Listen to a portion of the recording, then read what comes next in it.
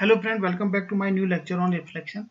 So today I am discussing about the .NET reflection. It is also a part of .NET framework. So basically the reflection .NET reflection are they are related to the APIs which allow you to fetch, type information at runtime programmatically. So basically it is fetching that type of assembly, and .NET reflection allow an application to collect information about itself. So all the information about the class, about its method, about its attributes, and all information, this type of information we can fetch by the reflection, and it can be used effectively to find all type in an assembly, and or dynamically invoke methods in an assembly. So dynamically it can invoke the method, as well as it can find all type of assembly, as well as you can see here this include information about type, property, method, events, and object. So you can see here I have underlined is this include information, this retrieve or return us information about the type, about the property, method, event, and an object, and it invoke method or access its field and properties. Method and its field, it invoke its method. So in case of the reflection invoke its method or access the field and property. So we can also access attribute information using the reflection. So this line also very important. We can also access attribute information using this uh, reflection. And in the first slide you can see previous slide, fetch the assembly information at runtime. So and also it collect the information about itself. So I have underlining this line also. uh, so finally we can say the reflection will return about the assembly information, about the whole information about itself, means the class where we are running the reflection. So it is reflecting, mainly we can say it is reflecting about the different type, property, method, events of an object, means of a class. So reflection means .NET reflection, as the word reflection, it reflect the class information and its property information, its method information, event information, object information. So we can also access attribute information using the reflection. So all the type of information we can retrieve by the reflection. So you can see in this diagram here we have been this line, this diagram, this snapshot. You can see here class view. We have taken a class. I am showing you that class. This is the program car class. We have reflection namespace reflection, and here we have interface iCar, and also we have internal class car. So we have car class. So we are as the car viewer, as the class viewer will show the information of the car.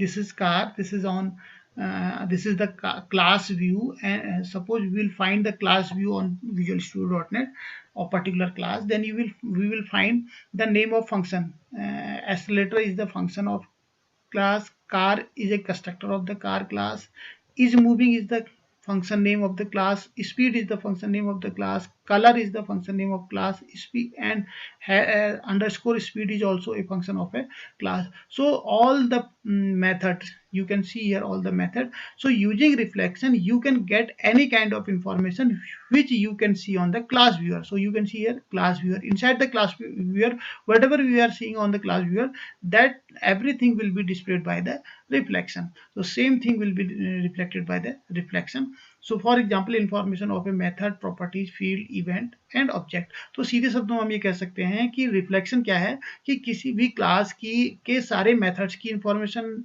उसकी properties की information, field की information, event की information, वो सारी information हमको provide कराता है. तो you can see here this class and its function.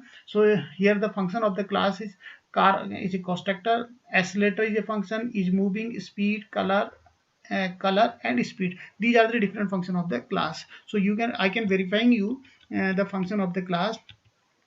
Speed is a function. Here you can see here speed is a function. This is speed function. This is accelerate function. This is moving function, and we have car constructor of car class, and we have another default constructor of car. This one is the default constructor of car, and this is calculate mpg function of this class. And these are the different functions of the car class.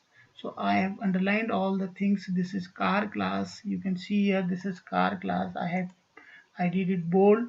This is car class, and all these function means speed, accelerate, moving, car, car constructor, calculate mpg. All these function will be displayed on this class view.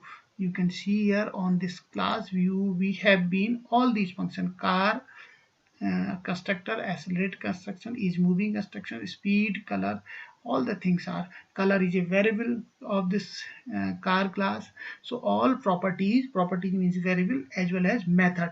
So speed is a variable, so there is no bracket sign inside in front of this speed. So this is variable, this is variable, this is, I think this is function. So these are the different methods as well as variable in class view. So it reflect like this car view. So using reflection you can get any kind of information, which can see in the class viewer.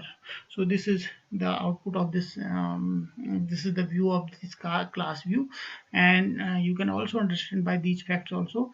The system.reflection namespace, we require system.reflection namespace. When we start this program, we will have system.reflection. So we have using system, and reflection is a namespace. So we always require this system.reflection, and system.reflection namespace contain the class and interfaces that provide managed view of loaded type, method, fields, and this process is known as the reflection. So by this we can get contains the class interface provide the managed view of the loaded types, methods, field. In this process this process is known as the reflection in .NET Framework. We will take a look at some of the commonly used class here. So these are the some commonly attribute we can reflected by the reflection. So these are the assembly name, represent the assembly, reusable, versionable. So we will get this assembly name, we will get module name, which in which module or classes, and assembly name, simple name, its version, its cryptographic key pair, supported culture. All these information we can reflect by reflection.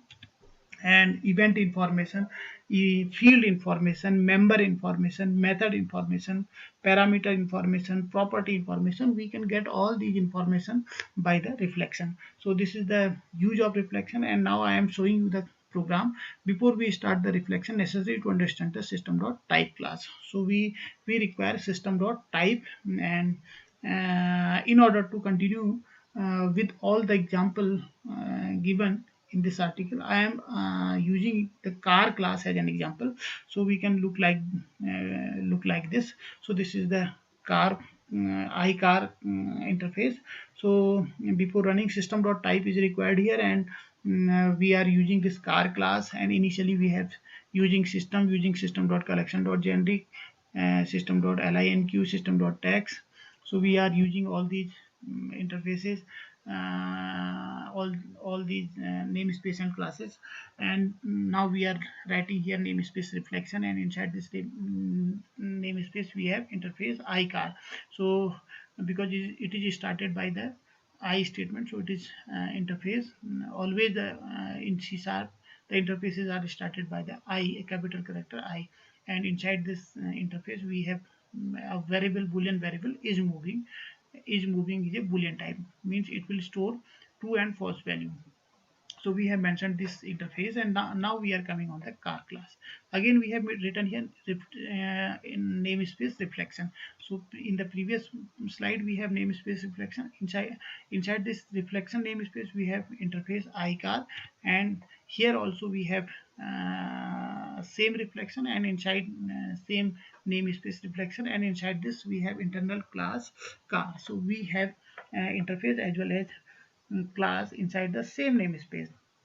And there we have the variable color and we have the variable speed. We have two variable color and speed. So accordingly we'll write the function for these to manipulate these variable. So we have speed function, so it will return, because its return type is integer, so we'll write here get return speed, means only we will return the speed. We cannot initialize the speed here. We have not used any set block. We have only get block. It means we cannot initialize it, only we can read the speed. We can only read the speed, we cannot change the speed here. And accelerator, we can accelerate. By accelerating we can increase the speed. So we have the function accelerate, and integer accelerate by we are passing the argument, and this argument, whatever the acceleration, suppose we are increasing the acceleration, the speed will be automatically increased. So directly we cannot initialize the speed variable. So this is underscore speed. So we have the speed variable, that is underscore speed. So we have written here accelerate function speed plus equal sign, means assignment operator we are using here. Speed equals to speed plus accelerated by, so whatever the argument we are passing, that will be added on the speed, on initial speed. And is moving is also a boolean function, and in this function if speed is 0, it will return false. Is moving, when we will execute this is moving, then it will check first of all the speed. If speed is 0, then it will return false, otherwise it will return true. So means if there is any speed, then it means our car is in a moving state, otherwise it is a still state, it is not moving. And now we have car constructor. Inside this constructor we have the color, basic color of the car is white, and the initial speed is 0. And as we accelerate the car, the speed will increase. And we have another parameterized constructor. We have two variable where we have written here color comma speed. So color and speed we are passing here. So initially we have the white color, default color, but we can pass the different color also. So by this different color we can initialize this color variable. Its first letter is capital letter, and the argument is totally in small letter. And we are passing another variable, that is speed variable, and by this speed variable we are initializing this underscore speed variable. So underscore speed is the variable of the class. And we have one more function, public double calculate mpg. Its argument are start mile, end mile, and double gallon. So it will return end mile minus a smart mile divided by the gallon. Somehow this function is used for the average of the car. So these are the different functions which is inside the car class. And now we have this sports car under same namespace. Under the same namespace, reflection namespace, we have another class, that is sports car, which is inherited by the by the car class. So you can see here inside the reflection namespace we have one interface, and we have one internal class car, and we have another class sports car, and it is inherited by the car class. So the constructor of this class is public sports car, and basic color is green.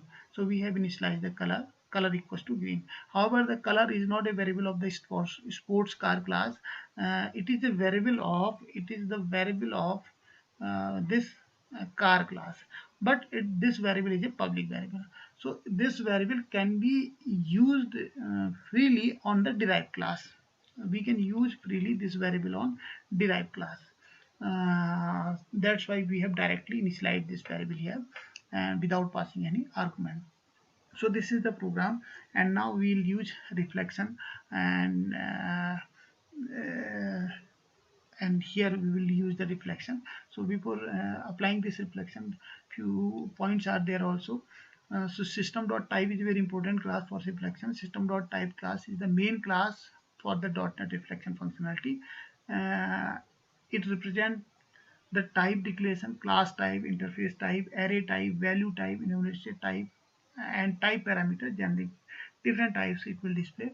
To get the information about a type declaration such as constructor, methods, fields, properties, event, class, as well as the module and assembly in which class deployed. So we can get all the things by the system.type class.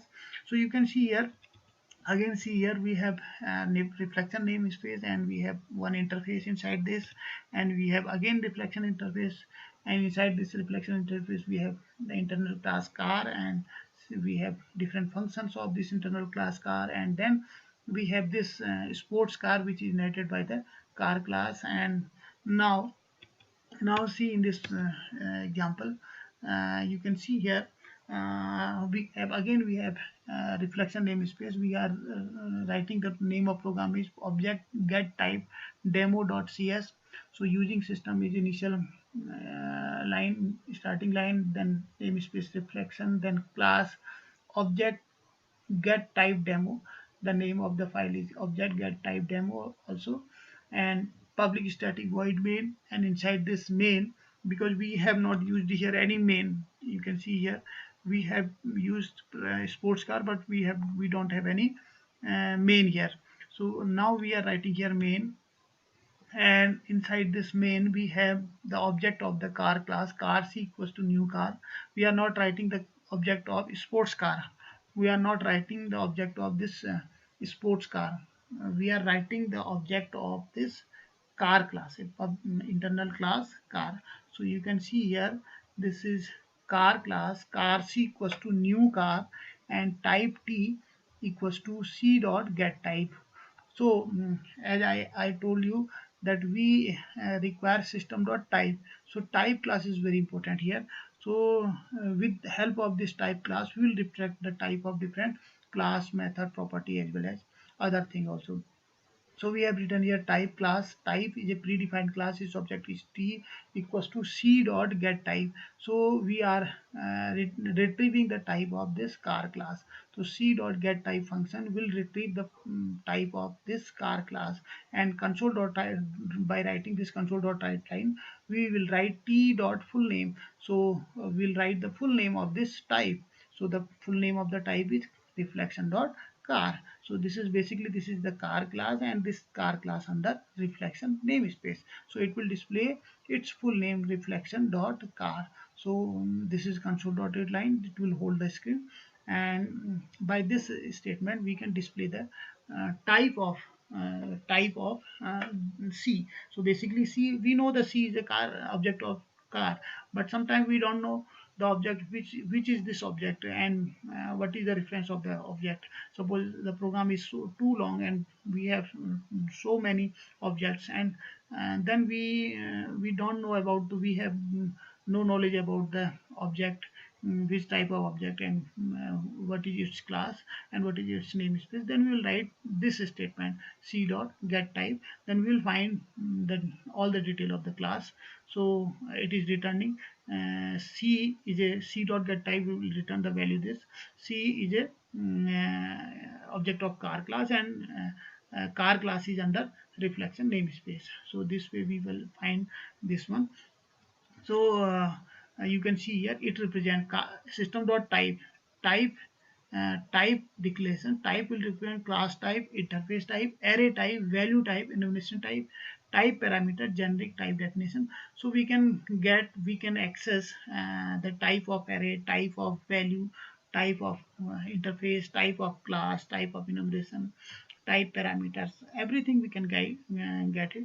And to get information about the type difference, such as constructor, we can access the retrieve the type of constructor, method, field, property, event. So we can find their type. So basically there are three ways to obtain the type information. So either by writing get type, object dot get type, system dot object dot get type, or system dot type dot get type. So we can write object dot get type as well as type dot get type.